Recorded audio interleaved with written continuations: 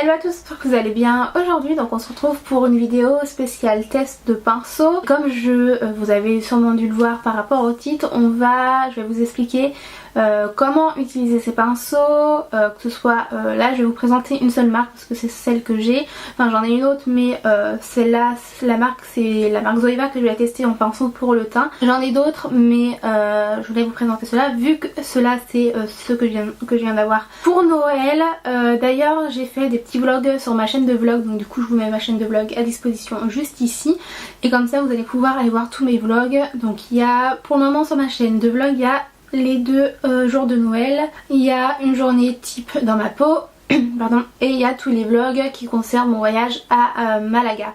Donc du coup n'hésitez pas à m'y rejoindre dessus et à vous abonner et à activer la petite cloche pour recevoir toutes les notifications à chaque fois que je sors une nouvelle vidéo. Et d'ailleurs n'hésitez pas également à vous abonner à cette chaîne là, donc ma chaîne principale, en cliquant sur le bouton s'abonner qui est juste en dessous et activer la petite cloche pour recevoir toutes les notifications à chaque fois que je sors une nouvelle vidéo. Dans cette vidéo je vais vous expliquer comment utiliser des pinceaux pour le teint et tester ces pinceaux également, donc c'est parti.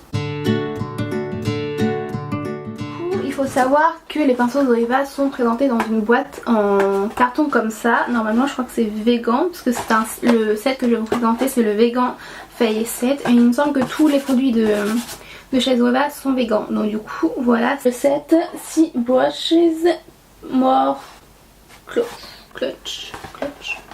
Et derrière vous avez les explications, le numéro des pinceaux avec les explications à quoi ils servent. On va déjà appliquer un fond de teint et le fond de teint que je vais appliquer c'est le fond de teint Dior Backstage qui est en teinte 1,5N. Alors du coup dans ce set là vous avez deux pinceaux pour faire appliquer votre fond de teint. Il y en a un que vous pouvez utiliser avec d'autres choses, donc je vais vous le dire tout de suite. Donc ça avec Zoeva vous avez soit des trucs comme ça en plastique ou des comme ça pochoir. En fait c'est pour que le pinceau reste bien avec sa forme et pour éviter également de mettre des traces de produit de partout dans vos trousses notamment. Vous avez également une pochette, donc c'est exactement la même pour les pinceaux pour les yeux et donc du coup c'est rose à l'intérieur, donc c'est pratique d'avoir une pochette comme ça puisque comme ça vous pouvez l'emporter de partout. Alors nous avons ce pinceau là qui est donc le 102 et c'est le Slick Finish. Donc du coup celui-là c'est dit que vous pouvez appliquer et blinder vos fonds de teint. Ensuite pour le 104. Et donc du coup celui-là c'est pour appliquer et blinder son fond de teint, poudre et fond de teint minéral. Donc écoutez, on va faire un côté avec le 102 et un côté avec le 104. 104, 102. Donc le 102 il est vraiment il est plus en rondeur que celui-là, il est plus en poil tout droit. Le fond de teint par contre c'est la première fois que je vais le tester avec un pinceau, donc du coup je sais pas trop comment faire. Je vais l'appliquer sur le dos de ma main du coup. Ça fait ultra longtemps que j'avais pas appliqué mon fond de teint avec les doigts. Enfin en tout cas pour le poser. Donc j'ai dit 102 ici. Déjà les poils sont vraiment très souples parce qu'il faut que j'en mette un peu partout du coup pour bien séparer les deux pinceaux. Je vais carrément prendre sur le dos de la main avec le pinceau et donc du coup on étale la matière. Alors ça me fait extrêmement bizarre d'utiliser des pinceaux comme ça boule pour le fond de teint, puisque moi en général soit j'utilise le Beauty Blender soit j'utilise comment ça s'appelle, un pinceau qui est un peu plus comme le bluffer. Déjà ils sont tout doux donc c'est un bon point, ils sont aussi doux que les pinceaux pour les yeux. Par contre les poils ils s'enlèvent on dirait. Donc on va utiliser l'autre côté et c'est du coup le bluffer. Celui-là il est vraiment beaucoup plus plat du coup. Mais il est pas mal fourni aussi. Bon déjà niveau application je préfère le bluffer du coup. Par contre j'ai l'impression qu'il fait des traces.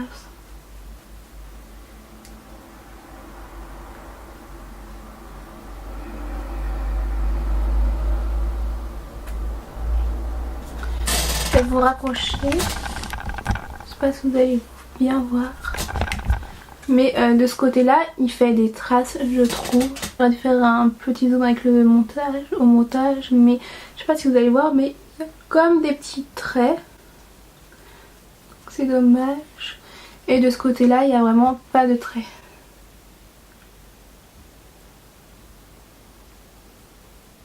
Donc du coup ce que je vais faire c'est que je vais appliquer une deuxième couche. Parce que ce fond de teint là en fait plus vous allez rajouter de couches plus il va être couvrant. Et moi j'aime bien quand il est couvrant, moi j'en rajoute 2 couches pas plus. Et encore la deuxième couche j'essaye de pas en mettre de partout. Mais là j'en mets de partout parce que ça me convient pas. Pour ce fond de teint là je le préfère vraiment avec le Beauty Blender pour l'application. Bon là j'en mets un peu pas mal du coup. Un peu je trouve que c'est plus facile de doser sur le Beauty Blender que sur le dos de la main. Celui-là j'hésite pas à faire. J'hésite pas. Ouais il perd ses poils par contre. Il fait des traces. Donc du coup il en existe aussi des tout plats. Mais je préfère quand même le Beauty Blender surtout pour appliquer ce fond de teint.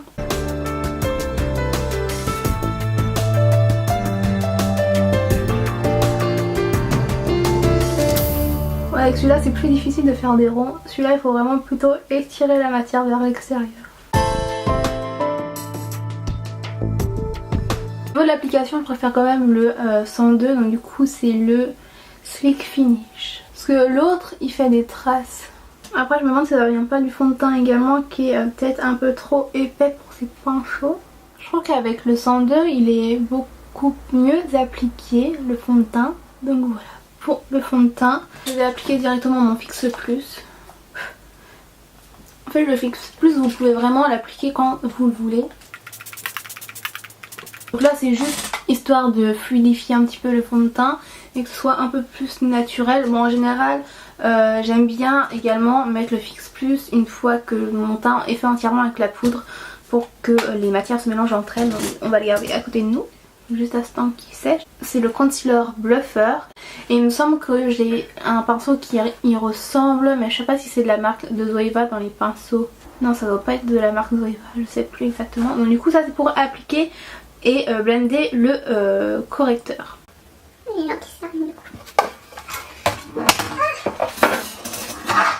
Donc du coup en anti-cerne je viens utiliser l'accord parfait de chez L'Oréal Paris en teinte 1RC, donc ivoire rosé. Par contre pour la teinte je trouve qu'elle est un peu trop claire et il n'y a pas assez de ton orangé pour ma part. Donc on va appliquer l'anti-cerne par petits traits de ce côté là et de ce côté là on va faire un grand comme j'ai l'habitude de faire.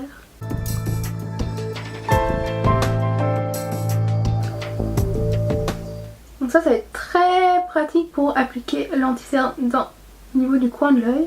Je pense que dans le coin il est parfait. Après ce genre de pinceau là vous pouvez très bien l'utiliser pour mettre votre correcteur.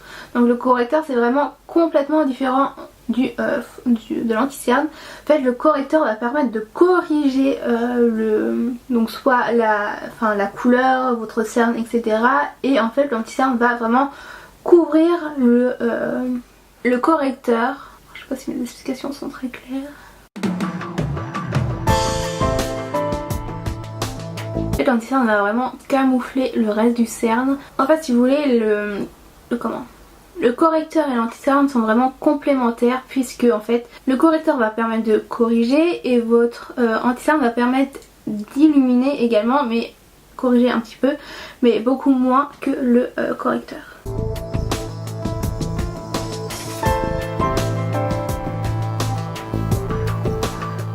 Je trouve qu'au niveau de l'anti-cerne l'étale vachement bien. Donc là je vais rajouter une petite touche d'un autre produit et celui-là c'est le Sculpt and Highlight de chez NYX Cosmetics. Donc du coup je vais utiliser la teinte la plus claire et c'est la couleur amande claire. Du coup vu que celui-là il est un peu plus orangé je trouve que ça nous camoufle pas mal mon cerne. Bon après à la base c'est pas vraiment ma couleur et c'est pas spécialement pour en mettre au niveau comme anti-cerne mais je trouve qu'il fait pas mal le job pour camoufler quand même les cernes et donner une petite couleur plus comme j'aime en fait tout simplement. Après ça c'est vraiment pour mettre, pour illuminer quand vous faites un contouring pardon. Donc cette couleur là en fait vous la mettez donc au niveau d'ici, au niveau d'ici, au niveau d'ici, et vous pouvez également en mettre au niveau d'ici, juste en dessous où on met le bronzer.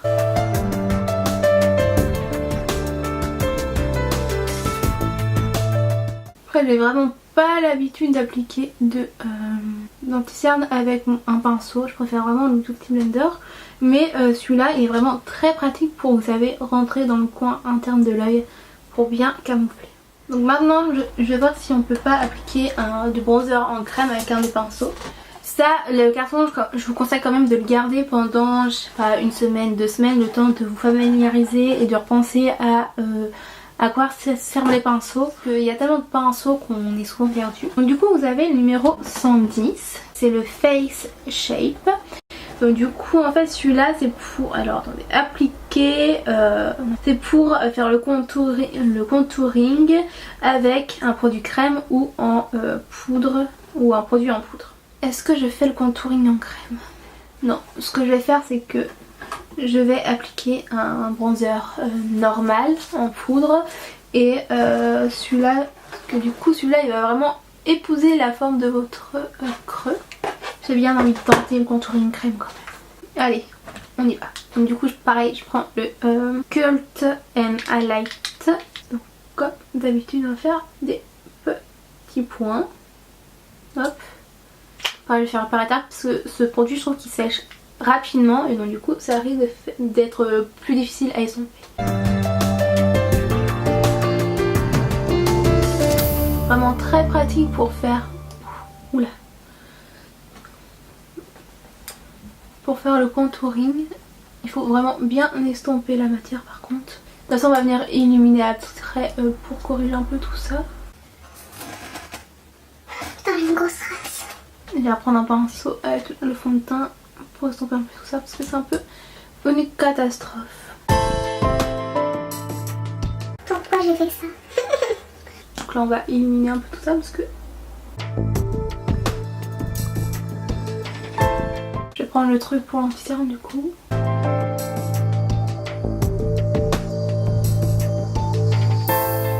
Donc vous voyez ça, ce duo il est vraiment pratique, surtout pour corriger quand vous mettez trop de correcteur, enfin de bronzer.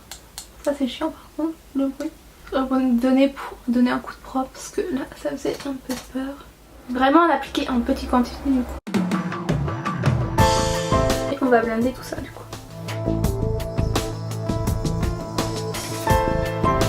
C'est vachement pratique pour faire au niveau d'ici. Parce que sinon là en fait le pinceau est vraiment trop gros je trouve. Et n'hésitez pas à descendre dans votre cou également. Après ce que j'ai fait tout à l'heure c'est bien également de le faire une fois que vous avez appliqué le bronzer au niveau de la mâchoire pour bien délimiter. Du coup je fais de l'autre côté. Donc du coup ensuite il nous reste plus qu'à mettre la poudre et on va utiliser le pinceau numéro 106 Powder. Et donc du coup sur la boîte ça dit que c'est pour appliquer une poudre libre et une poudre vous savez compacte. Donc moi je vais appliquer une poudre libre. Donc du coup c'est la translucent de chez Laura Mercier. Oh, franchement celui-là il est tout souple. On sent vraiment qu'il se plie vraiment bien. J'aime trop ce pinceau.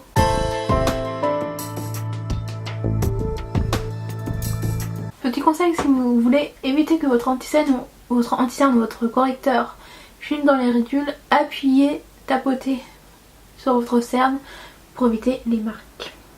Et j'ai complètement oublié de le faire. Elle est top ce pinceau. Je crois que c'est mon pinceau préféré tellement qu'il est souple et tout. Moi par contre je mets tout le temps de la poudre partout sur mon visage parce que mes produits ils ont tendance à coller sur ma peau. Du coup je retire cet effet collant avec la poudre. Ah mais il n'y en a pas pour appliquer l'highlighter dans ce set. Donc par contre je sais pas si avec ce pinceau je pense pas qu'on puisse faire un... je sais plus. Quand vous appliquez la poudre vous savez, du baking, voilà. Alors par contre ce que je suis avec ce pinceau avec de la poudre libre, c'est que du coup vous en foutez de partout.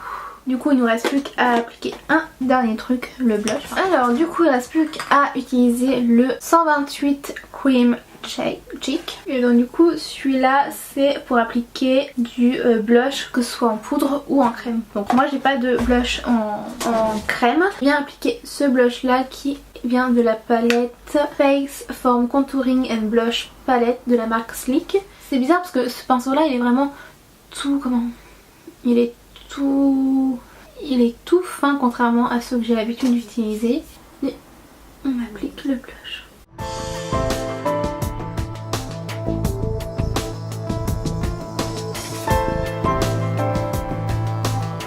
J'aurais pas dû m'aventurer avec le contouring en crème. On va quand même essayer d'appliquer de l'highlighter avec le côté. Ça marche aussi. C'est bien parce que vu qu'il est assez...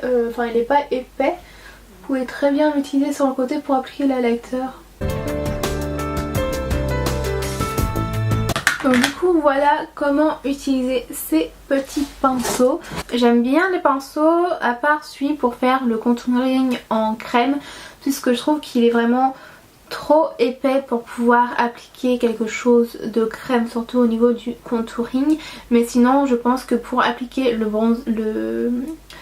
bronzer en poudre, je pense qu'il va vraiment être parfait. Je l'essayerai demain du coup, vu que demain j'ai d'autres vidéos à filmer. Je vais les nettoyer, comme ça j'essaierai de le faire en contouring mais non crémeux du coup, puisque je trouve qu'il est vraiment trop épais, ou si c'est moi qui ai appliqué trop de produits au niveau du contouring, et il est vraiment pas pratique pour faire au niveau d'ici, surtout pour descendre. Je parle pour tout ce qui est crème, je parle pas pour tout ce qui est poudre, puisque je ne l'ai pas testé en poudre, mais en crème je trouve qu'il est trop épais pour bien appliquer, pas pour bien épouser la forme.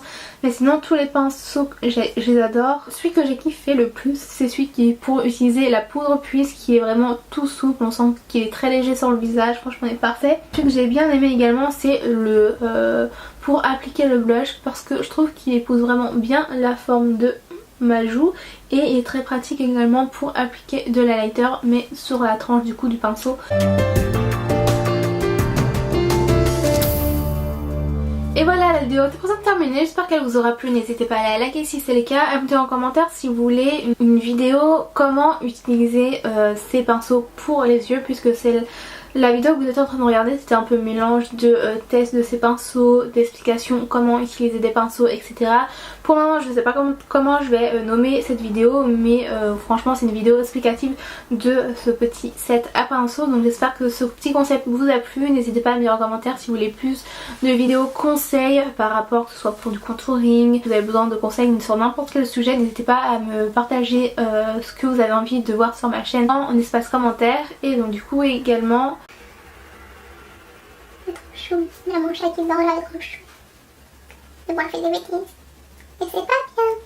C'est pour ça qu'elle bref. Donc du coup je vous laisse tous mes réseaux sociaux à disposition juste ici. Je vous y attends notamment sur Instagram et sur Snapchat. Et en attendant de se retrouver très prochainement pour une nouvelle vidéo, je vous fais d'énormes bisous, prenez grand soin de vous et je vous dis à très bientôt. Salut!